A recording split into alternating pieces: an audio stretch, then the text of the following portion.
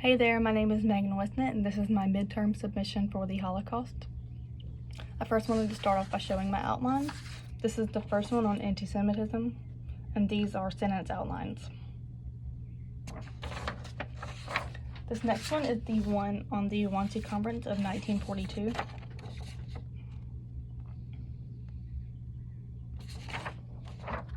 And the one that I will be referencing today is on Auschwitz. These sticky notes on the side, they refer to the sources that I will be referencing. That being said, I also have this that I will be using as well. These sticky notes notify me that I need to reference a source, and these sources are right here, so just so that I can be more thorough in listing what exactly the sources were. So I first wanted to start off by explaining the whole ideology behind it all. Hitler had always believed in the superiority of the German race. He wanted to expand Germany and did this by his idea of Lebensraum, which was based on expanding Germany to the east. Ultimately, the Germany invasion of Poland was what triggered the start of World War II. The concentration camps and death camps were very strategically established. All of the concentration camps were built in Germany, whereas the death camps were established in Poland. Looking at the map we examined in class, the reason that the death camps were in Poland was to basically cover up and not allow for any German question of the Jews being killed based on the strong views of anti-Semitism that were building up. So by putting them in Poland, the death camps in Poland, it was a way to segregate the death matters so that nobody in Germany could question this. Not only that, another reason why they to allow the German people and the government, for that matter, not to question, was the fact that there was a family camp in Auschwitz. It started with a T, I cannot pronounce it, but it was established as a family camp to not kill people. It was established to promote a positive view on everything that was going on in Auschwitz, as if it was all innocent, to allow for no further question about what was going on behind the doors that they didn't want anybody to know about. So not only that, most of the camps that were established, or all of the camps that were established, were either concentration camps or death camps. But I wanted to start off by explaining what exactly Auschwitz was. It was a camp in Poland that was a death camp and a work camp. It was the only one that was both. This camp ultimately was what carried out the final solution established in the Wannsee Conference of 1942. This final solution was the way to eradicate all of the Jews. Something throughout the Wannsee Conference I wanted to point out was that when they used eradication and elimination, they used these words so that nobody could get down to the exact thing that they meant, so that they couldn't be further questioned about it. So eradication and elimination essentially did mean killing. So the final solution, essentially they ended up coming up with the gas chambers, that method to eliminate all of the Jews. The gas chamber method was ultimately the most efficient, it was the cheapest, it was the best way to leave no residue of what had just happened within the gas chamber. The Holocaust occurring in Auschwitz itself, another one of the signs that eliminated questioning was the sign over the entrance, which read "Arbeit macht frei," which meant that work will set you free. This essentially was motivation for the Jews to do the best work that they could, if there was such a thing during the Holocaust. This served as their motivation in the hopes of that they would be set free one day. However, their version of freedom and what freedom actually meant in this instance were two different things. They were never going to be set free. Freedom ultimately meant death in these terms. So the concentration camps, like the work aspect of Auschwitz, was due to the 4-year plan established by Göring and Hitler. The 4-year plan was established in an effort to promote the rearmament of Germany and also promote economic independence in Germany. So from the March 9th lecture titled Totalitarian Nazi State 1933 to 1945, the chemical IG Farben was a supplier of military equipment in Frankfurt, and it ultimately utilized the labor of the concentration camp. The labor of the Jews was regarded as a consumable raw material to be discarded in the process of manufacture, as they used it how they pleased. Ultimately, the chemical IG Farben, while it did exploit labor, while people did die from it, It was ultimately the success factor as to why Primo Levi survived there, which I will get into shortly. The final solution under the Auschwitz camp ultimately ended in the elimination and killing of 1.1 million Jews, making Auschwitz the most lethal center compared to the rest of them. Not only that, the organizational structure can be examined through the specifics of it. You had the SS guards, you had the SS there to implement the killing of the Jews, you had the watchtowers, you had all the authorities within Auschwitz, but in this situation it refers to the saved and drowned of Auschwitz in the Holocaust, using Primo Levi's source on survival in Auschwitz. So in this situation, to distinguish between the two, the drowned were ultimately the backbone of Auschwitz. The drowned were people who went in there with a more sad mindset. They were going to obey the orders that they were given, but that's simply it. Upon obeying these orders, they didn't utilize their resources. They just wanted to go home. They wanted to get out of the situation, and they allowed it to get the best of them. They were just waiting on exhaustion to take them. Whereas on the other hand, the saved were very far and few in between, but they were definitely there. They are the people who utilize their resources to the best of their ability. They're the people who essentially exploited matters for anything that they could get out of it for personal benefit.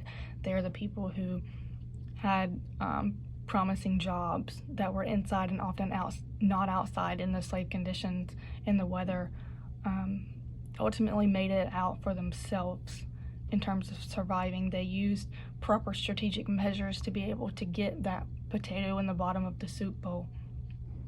The saved were ultimately the people who wanted it for themselves, whereas the drowned were ultimately the people who simply obeyed orders and did as they were told and were waiting on exhaustion to take them out. So beginning with the process of selection, it is first and foremost important to know where selection began at. So upon arriving in Auschwitz, the selection process began at the railway ramps and continued on throughout the entire camp. So the selection process first began. It was ultimately ways of determining what Jews would be sent to the labor force and what Jews would be immediately sent to the extermination camps. So the men were separated from the women, and the Jews were all examined by an SS physician or an SS doctor to determine whether or not they were fit for labor. They were examined based on age, physicality, strength, their appearance. So the people that were most unfit were those like pregnant women, elderly, the sick, the mentally or physically disabled, the kids about 14 or younger. Those were the ones that were not fit for work and were ultimately sent to the gas chambers first and foremost. However, the ones that were sent to work, the next step for them was registration. Those that were fit for work were those who were deemed to be more strong, even though they all endured a hard way to get there on the train themselves, as they had very little air, they had no food, they were struggling to survive, and it was hard in itself. But those that were considered for the workforce were ultimately sent to registration. Registration was a process where they had all of their valuables and belongings stripped from them. They had their heads shaved, they were showered, they were given a uniform, and they ultimately were also erased of their identity. And this is a big major factor because everybody was seen as worthless in a sense after that. They were tattooed their number on their arm, which was their only form of identity that they had left, which wasn't much of an identity. Then they were given a hat, a uniform, and wooden clogs, and as those that were sent immediately to the gas chambers were eradicated of, this is when they would send those that were fit for labor to go to the gas chambers and clean up after them and clean up the residue that was left. After that, not only cleaning up the residue, they also had to get their belongings that were left, such as the hair, the golden teeth, and the fillings. And this was stored in a storage warehouse in Canada. This was not only from referencing the February 25th lecture on anti-Semitism and Nazi Part 2. This was also from a source called the HolocaustMatters.org that talks about the selection process and everything that occurred.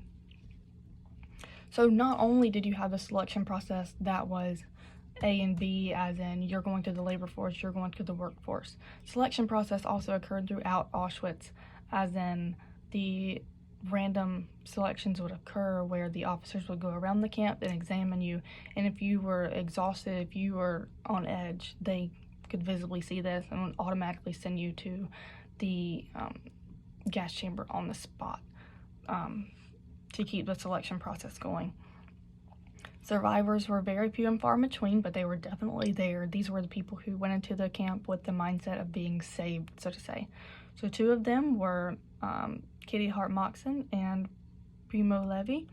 So Kitty Hart Moxon, within the movie titled One Day in Auschwitz, she used a lot of her resources as best as she could. She gave many pieces of advice. So these were to work in a place that was safe for you, get rid of the predators that were coming after you, to establish friendships, as these friendships would ultimately provide the connection that you needed in a place that was for your death, and these friendships would allow you to give yourself the best sense of belonging in life that you could in a place that was meant for no life. These sense of friendships were basically a large factor in motivation to keep going, as you formed a connection with other people who were experiencing the same things that you were. Her other advice was to always keep your bowl with you, to try to work in places that were less stringent as outside, weathering the conditions as slaves. So not only this, based on the movie titled One Day in Auschwitz, in this situation, Kitty used her own advice. She worked in a laboratory.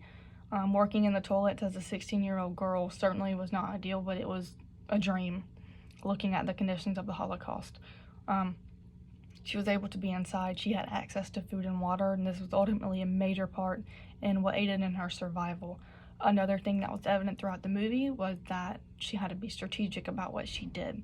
So, for example, when you're in the barracks, don't be the last ones to fill up the latrine, or else you would be the one that would have to go empty it and potentially be executed, or sent to the gas chambers.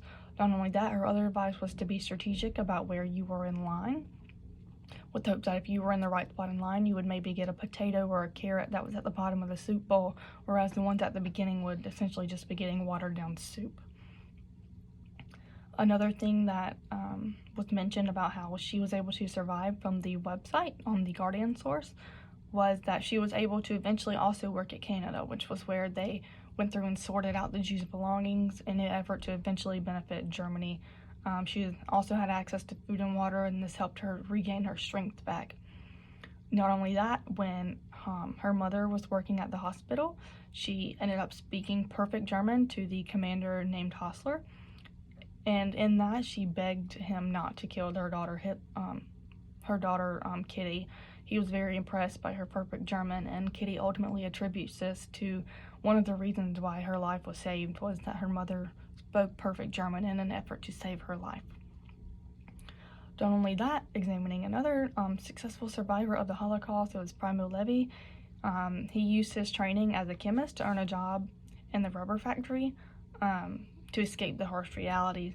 One of the major things he recommended, as with Kitty recommended, was to establish that prominent position of a job and establish yourself and establish your being to where authority would see you as credible and a reliable source. From the document on his survival in Auschwitz, some of them took their gold fillings of their teeth and sold them in Buna in exchange for bread or tobacco. Another major thing he recommends is to organize your rations, form connections, and use investment schemes. So essentially you could exploit the poorer people there. You could want to sell something that you own when these people are unaware of the price for it in the market, and you could get more from them than you originally would had you sold it to somebody else. So by taking advantage of these opportunities anywhere you could, they made a big difference. Organizing your rations. An example of one of his friends that did this, in the source, he goes through 4 of the friends that he met there and their experiences. And one of the friends named Shepsel, he steals the brooms and sells them to the block supervisor and uses the money he gets from that to pay the cobbler to improve his shoes.